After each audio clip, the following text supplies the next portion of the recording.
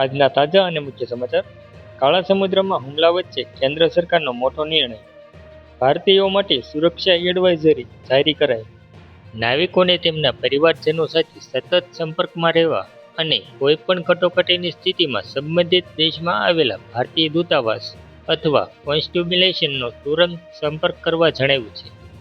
કેન્દ્ર સરકારે ભારતીય નાવિકો અને નાગરિકો માટે એક મહત્વપૂર્ણ સુરક્ષા એડવાઇઝરી જારી કરીને સંઘર્ષગ્રસ્ત દરિયાઈ ક્ષેત્રો, ખાસ કરીને કાળા સમુદ્ર વિસ્તારમાં નોકરી સ્વીકારતા પહેલા પરિસ્થિતિનું કાળજીપૂર્વક મૂલ્યાંકન કરવા આહ્વાન કર્યું છે. વિદેશ મંત્રાલય દ્વારા જારી કરવામાં આવેલી આ એડવાઇઝરીમાં સ્પષ્ટ જણાવ્યું છે કે સંઘર્ષગ્રસ્ત વિસ્તારોમાં જતા વ્યાપારિક જહાજો પર કામ કરતા પહેલા પ્રવર્તમાન સુરક્ષા જોખમો અને સલામતી વ્યવસ્થાની પૂરી તપાસ કરવી અત્યંત જરૂરી છે.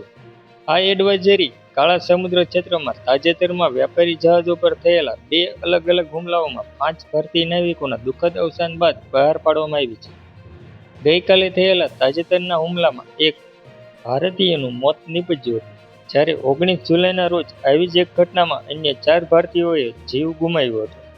સરકારે નિર્દોષ નાગરિકો અને વાણિજ્યિક શિપિંગ પર થયેલા મિસાઇલ તેમજ ડ્રોન હુમલાઓની સખત શબ્દોમાં નિંદા કરી છે.